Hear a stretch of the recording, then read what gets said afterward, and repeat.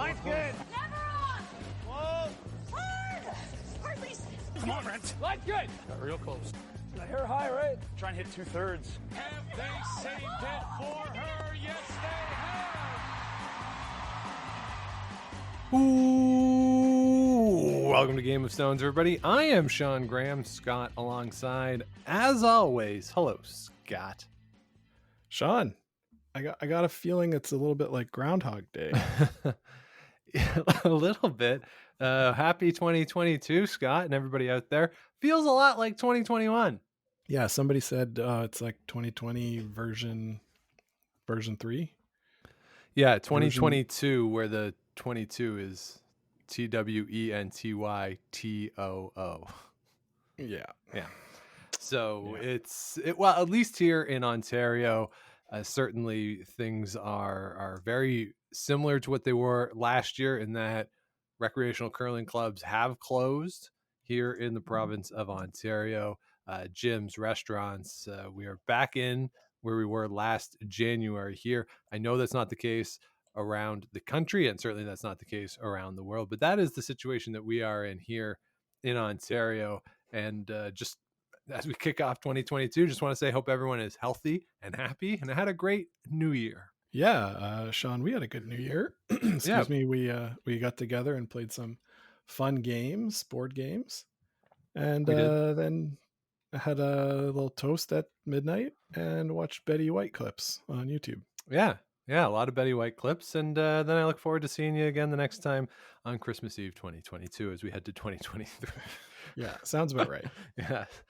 So as we did last year, we are going to kick off this year with some bold predictions for what we expect could happen this year in the world of curling.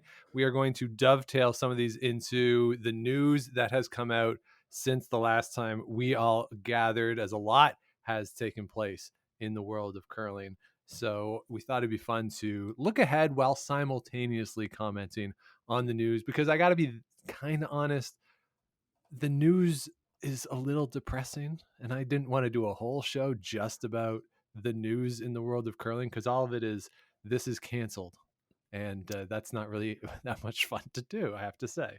Yeah. So bold predictions, very fun. Sean, before we talk about this year's bold predictions, do we want to revisit any of last year's bold predictions? Well, yes, I have the list here, Scott, if you want me to go through it. I definitely want you to go through it. Because you got one right? Because I got one thing right. Yeah. All right. So last year we ended up having 11 bold predictions. The 11th was the one Scott got right. So Scott, the one that you got right was that a non-traditional curling power, and you cited Hungary and Australia specifically, would qualify for the Olympic Games in mixed doubles. And of course, you were correct, as the Australians are going to Beijing. That's right. And the Hungarians made the playoffs at that Olympic qualifier event. So it's nice to get one right. Well done. We're done with bold predictions, right? We didn't do any more. We did a couple more. So there's actually a couple other ones here that are correct. Okay. So here's some ones that aren't, though. Yannick Schwaller and Elena Stern would represent Switzerland. They would win the Swiss trials for the Olympics. Yeah. Not quite. Yeah. Well, they didn't even have a Swiss trials in the women's, right? No, they did not. The Tiranzoni did well enough at the Worlds that they didn't have an event. And then Schwaller, I believe he got swept by De Cruz. I think so, yeah. All right, here's one that was right, though. A top 5 CTRS team makes a lineup change. A little later than maybe I expected, but got that one right. Got that under the wire. Yeah. Botcher and Holman win the Canadian Olympic curling trials. Well, oof. They were both there. A doubles specialist team wins the mixed doubles trials. And I had Sahaidik and Lott here. Still waiting on that, That one's not my fault. No, not your fault. Yeah. It might still be true that they will represent Canada at the Olympics. That's true. Yeah. Gunlickson throws a sub 4 second hit. Now that's possible. I'm actually sure he did that at some point this year. Yeah. I think we'll chalk that up in the win column. The WCF combines all Olympic qualifying into one event. Not quite, but also not totally wrong. Yeah, not totally wrong. They were all there. Yeah, I just thought they wouldn't be able to have world championships, and they would have one total thing, Right. Okay. as opposed to world championship and then an Olympic qualifier. So it was on the cusp. Okay. Curling Canada makes a decision that makes people mad. Check. Done. England makes it to Euros A group. Did that happen? It did not. I don't think. I have to actually check that. Did the women do it? Let me check this. Check to see if that one's right. And as you do that, I'll say too, the professor of Peel, Jonathan Havercroft, he's got his team at the junior boys B or the junior men's B events currently going on. There was a team that had to leave the event over COVID positive tests. So hopefully everyone out there can run this event safely. It's great that those guys are there. A couple of them are aging out, and they've put so much into being Team England and the possibility of getting to A next year. Now, obviously not all of them would be able to participate, but that'd be a real feather in their cap, a nice way to cap their junior career. Mm-hmm. For sure. It's good for them. Yeah, it was Hungary, I believe, had to withdraw. There were a couple more positive tests today. Yeah. Oh no, don't like hearing that. No. Do we have that, Scott? Is England in? England qualified for the playoffs. That's as far as I've gotten. All right. So as you continue to look, I'll say that the Korean women's national final would be the game of the year. And I believe it was a pretty good game. I don't know if it was the game of the year, but I think it's always a safe bet to see that the Korean women's national is going to be a good game. Not really that bold there. Not that bold. And then the final bold prediction was that TSN would make a change in the booth, which, I mean, if you count the days that Kathy was sick, then sure, I'm going to count that as a win. Yeah, Kathy was sick, so they did have to make a change. So those were the bold predictions for last year. Now it's time to look ahead to this year and what our bold predictions are going to be for 2022. I'm excited, Scott. I'm pretty excited too. It looks like Norway and Latvia advanced to the A division, and England did not. They finished fourth. Darn. Close though. Close. All right, so we will keep track again this year, see how many of these we get right. I think that was 3 or 4 that were correct out of the 10 or 11, I guess. Good. Yeah, they're bold predictions. They're bold. To be, they're supposed to be hard. So exactly. Now there's a couple layups here this year, though. After I looked back at last year's, I thought, well, let's give us a couple layups, help the percentage here. So first bold prediction for 2022. There are people who are going to be upset about who Curling Canada picks for the mixed doubles team. So if you've missed it, the mixed doubles nationals were canceled, and Curling Canada, in conjunction with the Canadian Olympic Committee, will make the decision on who will represent Canada for the mixed doubles curling event. It is somewhat complicated by Curling Canada's own rule that says you cannot participate in both the 4-person and the mixed doubles event because the top-ranked team in the country is Peterman and Gallant. The second-ranked team in the country is Jennifer Jones and Brent Lang. So both of them, by way of that rule, would be ineligible to go. Now, I will point out that it's Curling Canada's own rule, and Curling Canada is making the decision. So Curling Canada can very easily change their own rule if they so choose. There's nothing really binding them to it. They can change it if they determine that that is in the best interest of Canada winning medals, which is frankly all Curling Canada is going to care about. The team that is ranked third is Nancy Martin and Tyrell Griffith, and I am fully in favor of them going, if for no other reason than we get a week of the Nancy Martin photo from the Scotties last year that we can use a lot on social media. But essentially, this is the spot that we're in. The other team that is getting a lot of discussion about it is Holman and Morris going. Of course, Sean Morris, one of the defending gold medalists in this discipline, and Rachel Holman has been to the Olympics before. So that's kind of where it sits right now. But Scott, I think people are going to be upset about who they pick, independent of who that is. Yeah, I think that's a pretty pretty solid bet, Sean, that there will be people who are upset. There always are. And listen, like at the end of the day, Canada's going to send a really good team to the Olympics in mixed doubles curling. Yes, no question about it. I think the issue is how much does Curling Canada want to deflect if things go sideways? And if things go poorly, do you want to have Homan and Morris there and say, hey, we picked, he's a 2-time gold medalist. She's been there before. It didn't work out. Whereas if you send Martin and Griffith and they do poorly, then the scorn from the curling fans is going to come down on Curling Canada. Whereas if it's Homan Morris, it comes down on Homan and Morris. Like I genuinely wonder if this is going to be a factor in their decision making. Which one is the less risky decision to make?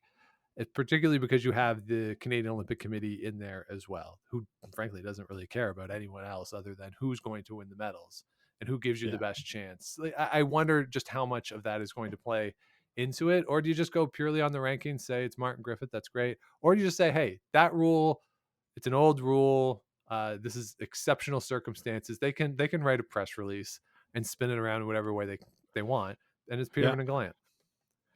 Yeah. And then, Terrell Griffith and Nancy Martin have a legitimate gripe, I would say. Yeah. What did we do this for 4 years? And then your Canadian mixed doubles rankings are a bit of a joke. I mean, they already kind of are. A little bit. Yeah. But, so. But there's other teams. You could say that Carrie Anderson has a standing as the defending mixed doubles champion, that she should be able to pick a partner and go. You could have Sahaydak and Lott and say, hey, we finished second. The defending champions can't go. We should get it. Like there's a bunch of people who can make a not unreasonable case that they should be able to go. For sure. And there's lots of legitimate claims. Yeah. It's just going to come down to the civil war of who will take the throne, who's got the best relationship with Curling Canada. Yeah. And hey, virtual. Do it virtually. Line up a sheet. Everyone's by themselves, 4 people on their own sheets in different clubs. Set up the rocks. You could do it on Zoom. Easy. Do a Rochambeau. Get that on Zoom. I'd watch that. So we'll just see what happens with this, but there are going to be people who are upset with Curling Canada on this one. And I hope for Curling Canada's sake, and maybe even more importantly, the players themselves' sake, that whoever goes does well.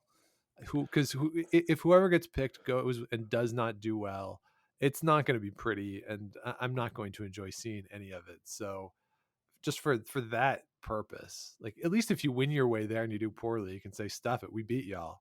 Whereas in this case, it could go sideways pretty quick if the team ends up being 1-4 or something. Yeah, for sure. Did you see Sean Curling Geek's little thing on Twitter about who would go and like what that would be best for? Yeah, I liked is Ben Hebert and John Cullen going, just throw it all out into the wind. Yeah, just it's good. Go check. Yeah, go check it out. Yeah. All right, so that's my first bold prediction. Scott, bold prediction number 2 for 2022. A team that is appointed will win the Scotties. Okay, so you're saying with provinces canceling or at least postponing for now their competitions, their provincial championships, you're going to say that a team that's appointed by the provincial rep wins the Scotties. Yes. So as we sit here right now, Ontario has canceled. I believe Northern Ontario has canceled. The Northwest Territories has canceled. I believe BC canceled. And somebody out east, I think, is also canceled. But you have a few cancellations already. Manitoba has been played. Manitoba has been won by Mackenzie Zacharias. As we speak, Alberta and Saskatchewan are playing. So by making this pick, Quebec is also canceled, and they are taking their nominations or applications for who will go. It's Laurie St. George, and but they will review all the applications. And when we look at sort of who's going to go and who will be there. You have those 3 central provinces, or western provinces, prairie provinces, I should say, of Alberta, Saskatchewan, Manitoba, who will have won their way there. But the majority of the rest of the country will be appointed or will have been appointed. So I think that one of those appointed teams is going to win. Okay, that's fair, Sean. I'll tell you, BC is underway right now. So excuse me. I thought they postponed. They have not postponed, unless in the middle of the game this afternoon they've postponed. I'm not sure. No. Oh, yes, you're right. Sorry, John Collins there. He's calling those games. Yeah, on YouTube. No, what was the stadium thing? Oh yeah, okay. On that. So check that out with Colin. Sorry, there was a report that they were going to cancel, and I was remembering that, forgetting that they were actually playing. But essentially, I'm saying, I mean, I'm going to stick with Kristen McCarville wins. I want Kristen McCarville to win. I'm rooting for that to happen, and if they can do it in Thunder Bay, there's the potential that there might be fans at that point, because it's far enough along from now that as we sit here today, the restrictions that are in place will be lifted. So maybe. Yeah, maybe. What do you think Ontario's going to do? I think Ontario's going to send Homan, unless Homan's going to the Olympics, and then it's Holly Duncan. I don't know how Homan can even, how they can even say they have the claim, right? Well, they're the top ranked team in the province. Easy peasy, including this year. They have more points this year than anyone else. That they earned last week or something. Hey, if you're going to say about the mixed doubles, well, the rankings are the rankings. You got to say that in Ontario too. I would probably say to Rachel Homan, if I was currently in Ontario, I'd be like, do you actually want to go? Do you just want some time off, just relax, take it easy, and we'll send Holly Duncan. But Rachel Homan would say, no, I want to go play.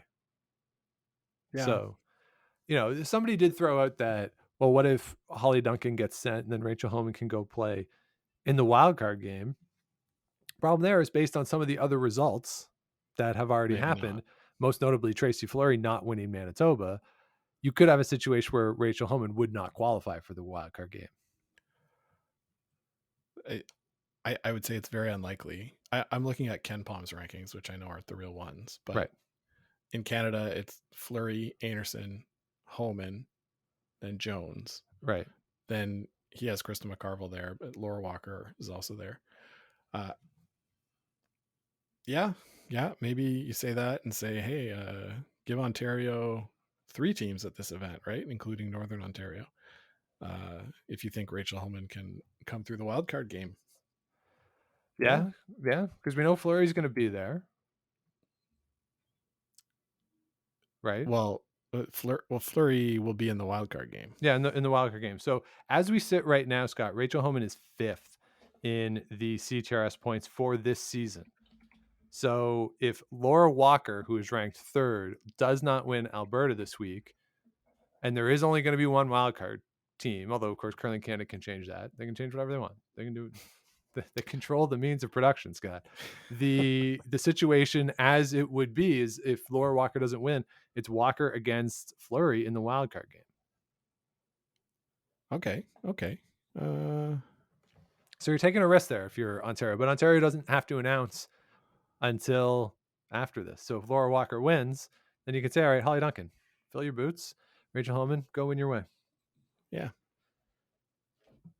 Yeah, I don't hate it, honestly. All right. It's a bummer that event couldn't take place. It's a bummer that all of them that can't take place, not just that one. All of them, certainly. All right. So that's the situation with the Scotties. The men, of course, have a little more time to figure things out for these provinces that have canceled already on the women's side, just because, especially with this being an Olympic year, you have a month between the Scotties and the Brier, as opposed to the traditional 5 days. So you have that time to figure out what you're going to do. And there's some hope on the men's side, more hope than on the women's side in some of these provinces, that they might be able to get things done. Yeah. There's more time for the men, especially with the Olympic break, like you say. So hopefully we'll get some clarity, but I don't know. This is like a crazy, huge wave, and maybe it just crashes. Who knows? Yeah, got to see how it plays out, Scott. As always, you got to see how it plays out. All right, next bold prediction. Scott, I'm going to predict that a 4-person Olympic sweep is going to happen. So men's and women's at the Olympics. Same country wins both. And you're not going to predict that country right now. Well, I have 3 written down of who it could be. I think there's only 3 countries where there's a legitimate chance that that could happen. That being Scotland, Sweden, and Canada. And you don't think Switzerland? No, I don't think the cruise is there. Not good enough, eh? No, and honestly, I'm not so sure about Canada either. I really think, I mean, Sweden has the best chance, and I don't think that's really up for debate. I think that's pretty clear that if you look at the totality of the men's and the women's teams, that Sweden is the strongest across the board. Yeah, I think that's fair. I think Eve Muirhead might want to fight you. If Eve Muirhead goes in, and has that, I love it. FU mode. Yeah. Eve is the best. Like, yeah, her at the Euros, at the Olympics. If that same team is there, then sure. Like, I love it. I love it. Yeah, but you're right. Body of work over the last 4 years. Yes, Sweden would be the favorites for that. I agree. Yeah, I don't think it's possible that we get the triple of a country winning all 3. In that case, if Sweden might be, or Switzerland might be the favorite for that, because that mixed doubles team is so good. I think Canada has a good chance to medal in all of them, but yeah, a gold medal sweep that'd be crazy. It'd be really hard. Yeah, and I think it's going to be tough for the players who are doing double duty. Like, if you win that gold medal, I think it'd be so hard to get yourself back up again the next day, literally the next day, for the women to go play again. Yeah, it'd be pretty tough. Yeah. All right, next bold prediction for the 2022 year, Scott. The James Grattan Brendan Bottcher game, which will be played in prime time and be the feature game during the Brier, is going to be awesome television. Yeah, that's going to be amazing TV. Yeah, and so we don't know right now if they're even going to end up in the same. Doesn't matter. Yeah. They're ending up in the same pool. They'll figure it out. They'll figure it out. They'll figure a way out for this. Come on, there's too much there. There's just too much meat on that bone for them not to figure out a way for them to be in the same pool. So if anyone hasn't heard yet, Darren Moulding is joining James Grattan's team for the rest of the season. He will be playing third, and New Brunswick will be having, or as of now, they're scheduled to have a play down still. And, everybody outside of the direct family members of the other players in New Brunswick will be cheering for James Grattan to win and have Darren Moulding go. And if they end up in the same pool, which I'd be stunned if they weren't, that game will be scheduled in prime time, and they'll do what they did with the Kathy O, Jennifer Jones situation back in PEI in 2011. And they'll wait. It'll be either Monday or Tuesday night, I would think. Feature game, place will be packed.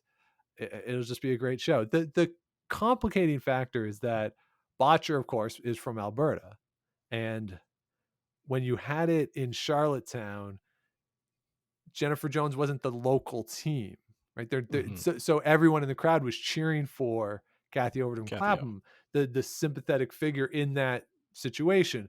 When you're in Alberta, though, Alberta, they're going to cheer, you would think, for Brendan Bottcher. He's a local kid, popular in the province, popular across the country until a few weeks ago. And you just wonder if it's going to have the same vibe. Whereas if it was certainly if it was on the East Coast, it would be all James Grattan. But even if it was in Manitoba or Saskatchewan, it would be very heavily favored in Grattan. So I think the crowd will be interesting to see that night when that game takes place. But independent of all that, it's going to be a spectacular atmosphere and a spectacular environment, I think, when that game happens. Yeah, I hope so, Sean. They sort the pools by where you're ranked in the standings, right? So yes, could they get creative? Who knows? Yeah, right? they could. But I hope things line up that way. Yes, I do as well. Because that'll be a lot of fun for sure. All right, next bold prediction for 2022. Scott, Anna Hasselberg finally gets her world championship.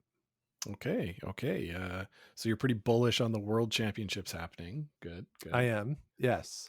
I I- don't know if they'll take place where they're scheduled. I think, honestly, the most likely scenario, if something has to get moved, is that the women's gets moved to Vegas and they do it over They like do 10 them days with everyone there or something. together. Yeah. Interesting. I'm not sure because I could see, after the Olympics Yep. saying, okay, we don't need a world championship this year. We had our big prestige event. Yeah. There's still money though. Like there's still money involved and like a lot of money, and Vegas isn't shutting down. We know Oh that, yeah. right? We know that. The Vegas is going to be open for business. And yeah, so I'm bullish on them happening. And the seasonality of this thing, now that we've been through it for a little bit, we've seen the seasonality of case numbers. And Yeah. once you get into the spring, especially in a place like Vegas in the spring, you think the numbers will be a little better, and hopefully it can take place. So yes, I'm bullish on it taking place, and Okay. Hasselberg winning. Very good. I like it. All right, next bold prediction. This might be the least bold prediction. I don't know. Well, let's see what you think, Scott. How bold this is. Every top 10 CTRS team has a lineup change.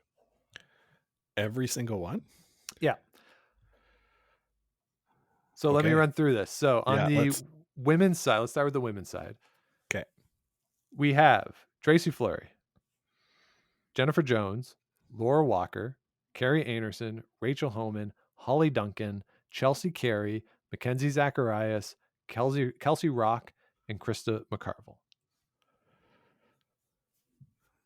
You think every single one of those teams is going to have a change? Yeah. This offseason? Correct. I disagree. with this. So take. who This stays? is pretty hot. I think Tracy Fleury's team stays together.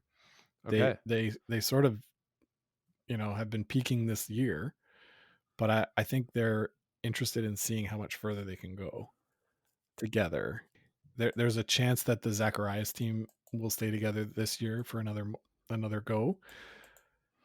Although they do have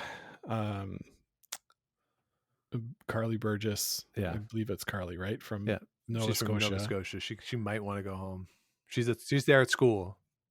She's there at school, but I thought she was her partner was also from Manitoba. So okay. And I don't see Krista McCarville's team making a change. Sean, why? I think they just might not. I'm thinking they just might not want to play anymore. Someone might just say, "I'm good," especially after the event in Thunder Bay. They're good. I mean, they've done it before, where they've said, "All right, we'll take it easy for a bit," and I'm counting that. If somebody says, "I'm taking a year off," okay, because for them, they could just be like, "Yeah, we're not going to play anything. We'll just show up and win the province and go." They could. Okay, what about the men's side? All right, you think over on the men too. Yeah, and the men's side, it's going to be a little easier to figure this out. All right, Brad Gushu, Brad Jacobs, Kevin Cooey, Glenn Howard, Jason Gunlickson, Brendan Botcher, Matt Dunstone, John Epping, Colton Flash, Mike McEwen. Yeah. The only one I could see not making a change is maybe Gunner. But Adams Casey, he's just got like 2 provinces left to go. He's got to get all those jerseys still. Yeah, he's got to get his collection complete. Yeah. Do you count that Botcher's already made a change?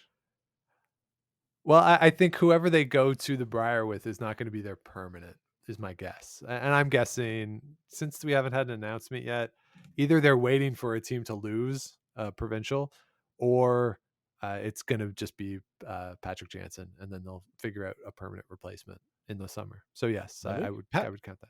Pat Jansen's not going to play third for them. He could at the Briar. Why? What's the difference? Well, he never played third. So what? Okay. He's there. He knows the team. Yeah, and, I mean, Thiessen could do it. Like he could throw and then sweep or something. Like, I don't know. I mean, it's not. Well, like Don Bartlett's there. He knows the team. Yeah. Maybe Don will play. There you go. Maybe then he and Darren Molding will get into a fist fight during the 5th end break. Maybe they get Kevin Martin to dust off the old shoes. Yeah. So yeah, Okay. Botcher. Because they'll have to announce something between Yes. now and sometime. So, and since it hasn't already been made, yeah, it counts as a lineup change. Okay. Fair enough. All right. So all the men you're good with me on, with Yeah. the possible exception of Gunner and a couple of women's team, maybe not. I think a couple women's teams, maybe not. All right. But that's why it's a bold prediction. Bold Sean. prediction. All right. Number 7 on our list of 10 bold predictions. One of the rule changes that is scheduled to be implemented at the World Championship this year proves to be very popular and sticks around. And so the ones that I've written down here of the possibility is that no extra end, and you get 3 points for a regulation win, 2, and then 1 point for a tie, or however they're doing it, and the timing per end. One of those will be popular and will stay. Yeah, I think the one that has the best chance is the sort of soccer style point system, with ties. Yeah. But where it gets a little murky is then breaking ties, because the WCF is very against tiebreakers. Yeah. So actually what they're doing, it's 3 points for a win. If it's tied after 10, draw to the button for the extra point. So every game is worth 3 points. Yeah. And if you tie, lose the draw to the button, you get 1 point.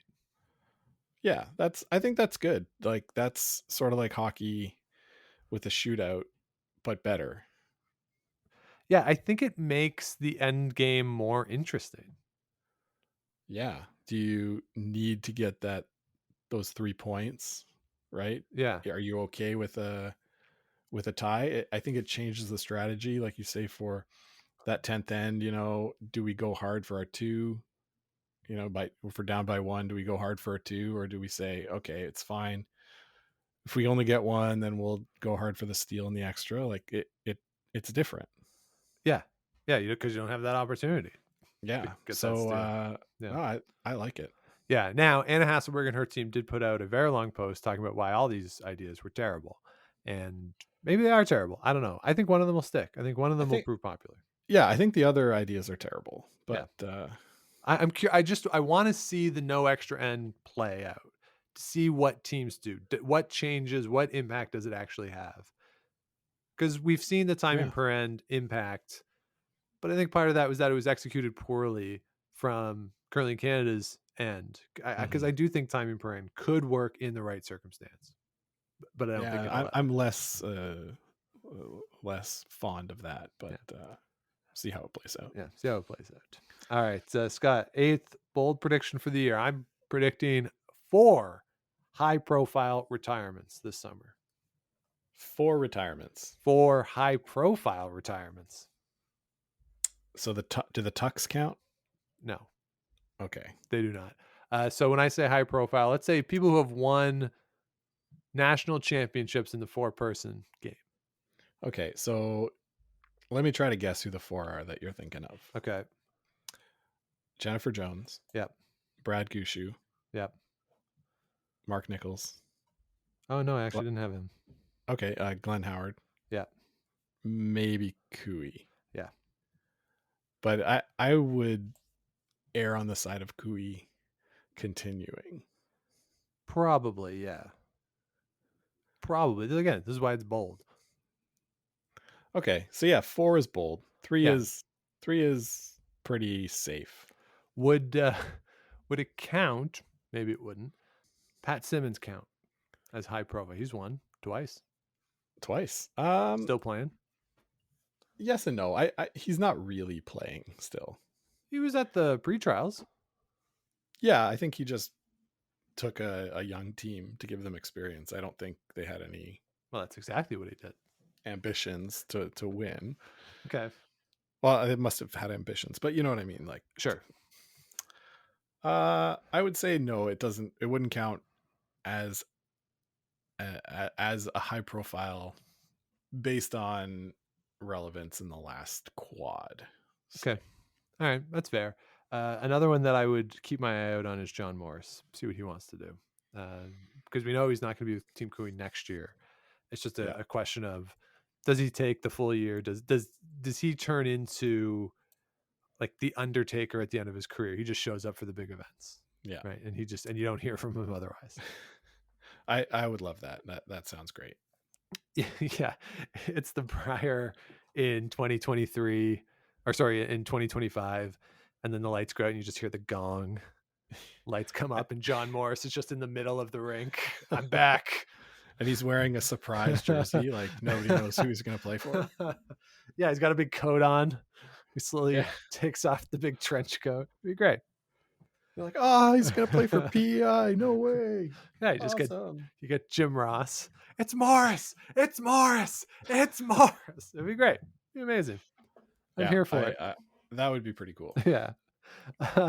Which sort of also leads into one thing. I didn't want to put this on the list because Ryan has talked about this on Twitter about Brendan Botcher sort of doing the heel turn.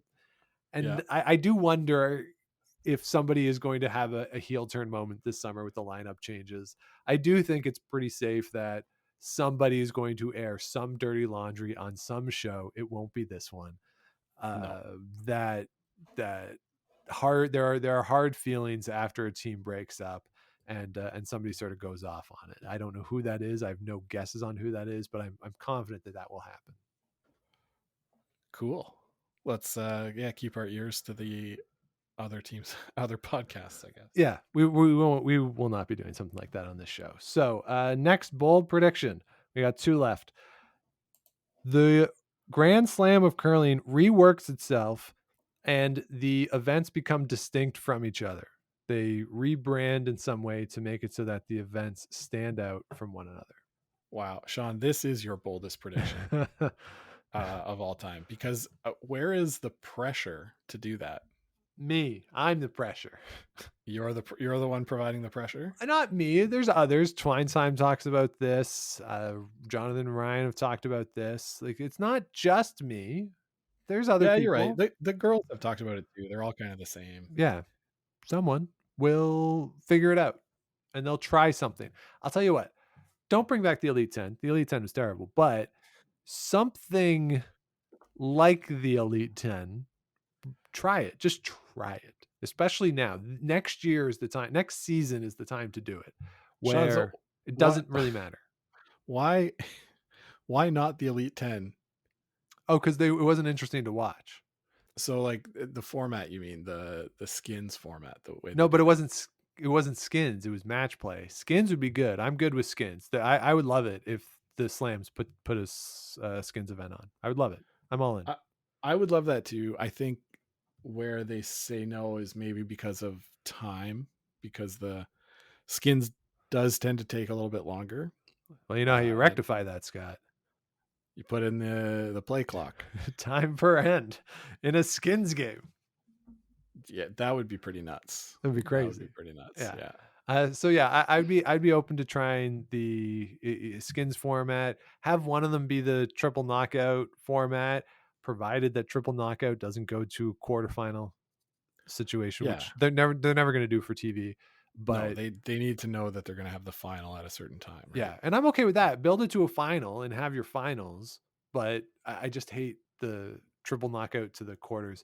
And so have one of them like that. I'm fine if you do it like that. I like the one event where you have tier 1, tier 2, like so you're kind of on base a little bit with those. But why not have one event that is known as the 7 rock rule event, or like just throw stuff against the wall and see what hits.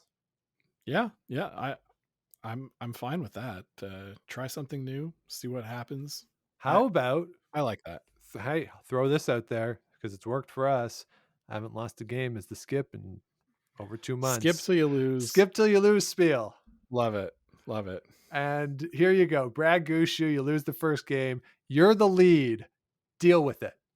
Ooh, Sean, how about something even better? If you give up a steal, then you have to switch positions during the game. Love it.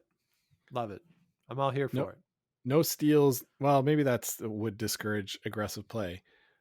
But like, let's say you give up 4 instead of, if you give up a 2, it's fine. Right. But you give up 4 or more points, you have to shuffle your team. Hey, I'm here for it. I kind of like that. You change rock colors every end. Okay. Why not? Well, because you would never know who's winning. Exactly. No, I don't know. There's something. I just think there's something. I would love it too. Dunstone and Cooey, I think, are going to play outside at Mosaic Stadium, or are scheduled to play outside at Mosaic Stadium in a few weeks. Why not do one of these outside somewhere? Yeah. Like, you can't fill a football stadium, certainly, but there are probably some smaller parks, like stadiums around the country that could probably work. Give that a go. Like let's just try stuff, and if it fails, it fails. Like, who cares? But I will give you credit for trying, because I'll give them credit for trying match play. I'm not going to be upset that they tried it. I might be Right. upset that they stuck with it as long as they did, but they tried it, and full credit for trying things. Yeah, I mean, outdoor would be fun. We could ask Andrew Stokely if the audio would be annoying, but give it a go. The Why not? answer is yes. It would be annoying. The answer is yes. But or what you could do is try to make one sort of what the World Cup was trying to do, but didn't quite get there, where there's a team component of you. So you have each country for one, and you have Switzerland with the men, women, mixed doubles. Yeah. It's sort of a cumulative thing, and a country is going to come out on top. And you do it like that, or it's almost like Davis Cuppy, where on the ice at one time it's Canada against Switzerland, go. Men's, women's, mixed doubles, and Yeah. whoever wins two of those 3 games moves on, and you eventually get to a final. Like, there's something there that you can try to do, and I would like to see them try. And again, this is the season to try. Yeah. If we can get back in arenas, it is the season to try. Yeah. I agree. All right, the final bold prediction for 2022. I feel very confident in this one, Scott. The Canada Cup is going to be weird. Really weird. I don't know how, but something weird's going to happen. Well, like you predicted, all the teams are going to be different, so that'll make it weird, right? It will likely be our first opportunity to see a bunch of these teams in their new configuration. Yeah, that's true. Last time we had a Canada Cup was the end time fiasco. No, we've had one since then. The Epping one was after. The fiasco was in 2018. 18? Yeah. Epping one in 2019. Right, because the one in 2018 didn't matter. Yeah, that's why they did timing rules then. Yeah. Okay. Yeah. So the last time in an Olympic year where we had the Canada Cup, it was the timing rule situation. It was weird. And so they're going to, I think they'll try something weird again. If maybe the same rules as what we're going to see at the World Championship, but like accelerated somehow, or something gets put in place over the summer that they want to put in. Some weird thing is going to happen at the Canada Cup. All right, Sean, this one honestly is like very much loosely interpreted. Easy to interpret any way you like. Yeah, it's a fish in a barrel one. Yeah, so I think that one might hit. Okay. All right. So we got at least one on that. So the 10 bold predictions for 2022. Let's go through them real quick. People are upset about who Curling Canada picks for the mixed doubles at the Olympics. An appointed team wins the Scotties. There is a Olympic sweep in the 4-person game. The James Grattan Brendan Bottcher game at the Brier is going to be awesome. Anna Hasselberg finally gets her world championship. Every top 10 CTRS team has a lineup change. There is popularity and support for one of the rule changes coming to the world championship. 4 high-profile retirements. The Grand Slams reworked themselves into distinct events, and the Canada Cup is weird. So those are my 10 bold predictions. Scott, how many do you think might actually happen? Sean, I think 4 would be a pretty good number to hit. Yeah, I'd be happy with that. Yeah. With 4 of these. Yeah, I think, if everything breaks right, maybe you can get to 6, but 4. Yeah, I'll take what I'll guess. All right, we'll see how that goes. Do you have any bold predictions for this year, Scott? No. Okay. It's hard to No. predict things in this environment.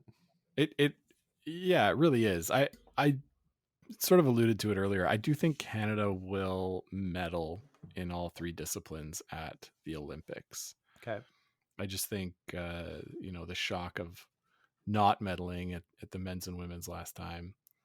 The people that they're sending are, proven experience. I just think they'll find a way to medal. All right. Well, there you go. So those are our predictions for 2022. Let us know how off the wall you think they are, and let us know what you expect for 2022 by following along on Twitter or Instagram at Game of Stones Pod, or you can send us an email at gameofstonespodcast@gmail.com, as that will do it for this week's episode. Thanks so much for listening. If you have not yet, please do subscribe wherever it is you get your podcast. Do the likes, ratings, comments. All helps us out.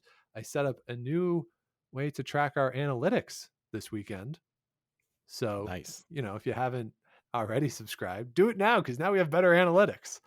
Yes. That'll certainly help us out in any way you can, or spread the word about the show. With the Olympics coming up, we got a lot of fun stuff in the hopper. I also bought a hopper, by the way. So let us know, and do head on over to gameofstonespod.com. All of our past episodes are there, plus a link to the merch tab. Scott, we promised at the end of 2021 that we would give an update, because we donate all the proceeds from the merch sales to the Sandra Schmirler Foundation and to Food Banks Canada, and we've been matching those since we started this endeavor. And we promised that we would tally it all up, because we do it independent of each other. When it's my turn to donate, I donate, and then you donate back and forth. And so we haven't actually tallied it up. So we didn't know until 10 minutes before we started recording what the actual total was since we started doing this. So Scott, we think this is accurate. We think we've got all of the individual donations that we made in service of this project. Not all of the individual donations but we've made, but in service of this project. So Scott, what is the total? So Sean, for 2021, we donated $1,000 to the Sandra Schmirler Foundation, and we donated $540 to Food Banks Canada, so for a total of $1,540. Nice. In 2021. Back in 2020, we sort of were just starting the merch. In 2020, we donated $910 to Food Banks Canada. That was our first beneficiary, and $350 to Sandra Schmirler. So $1,260 total, which is a grand total of $2,800 that we've donated, thanks to the listeners buying our merchandise. So yeah, thanks everybody for buying stuff. We're gonna look into changing up what we've got available in the store. So yeah, we'll let you know. Yeah, but not before I buy another Took or two. I have to say, I like them. Yeah. I actually don't have one for some reason. So. But Carrie has one. You could at least try it on. You can see if you like it. Oh yeah. I've worn hers a couple times. So. Yeah. So I'm gonna pick up a couple of those if we change those out, change out some other things. Again, I love the hoodies myself, so I find them very comfortable. But certainly, we thank everybody for your support with the merch.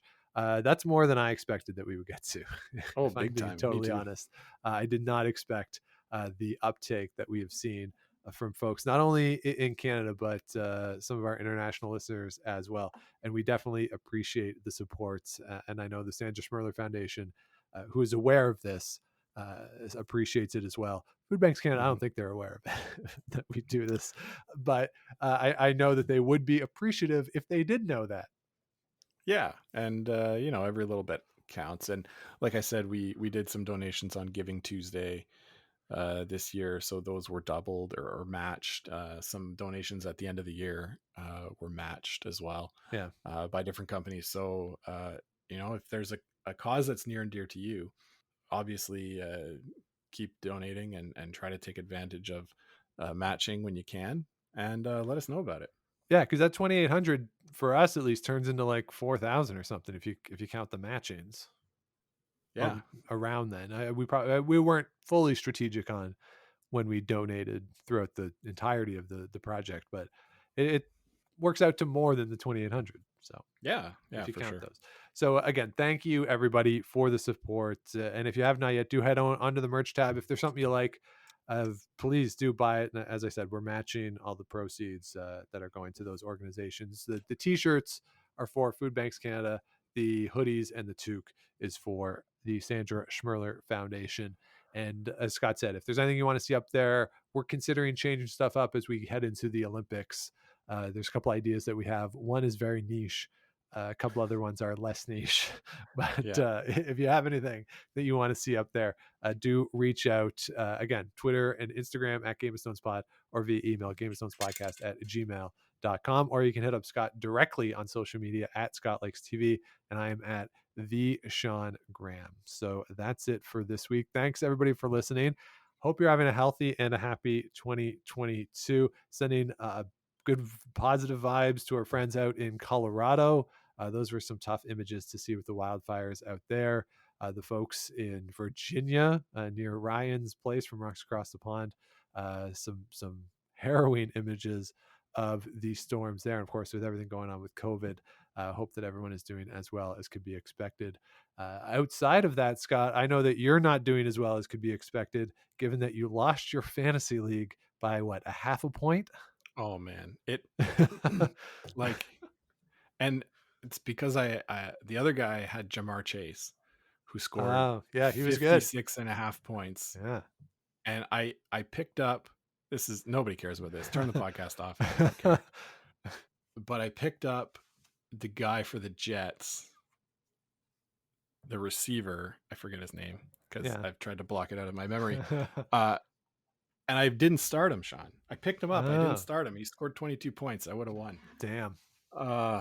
It's what a real kick in the teeth. But yeah, I still get some cash for finishing second. So, gonna have a nice dinner and there you go. Celebrate the end of football. Well, Scott, as the Brooklyn Dodgers would always say, there's always next year. There's always next year. Well, good luck next year. Hope you can recover from that crushing defeat over the weekend. And everyone out there, thanks again for listening. We'll be back with you again next week with another new episode. But until then, keep those brooms on the ice and don't dump that intern. Make the final.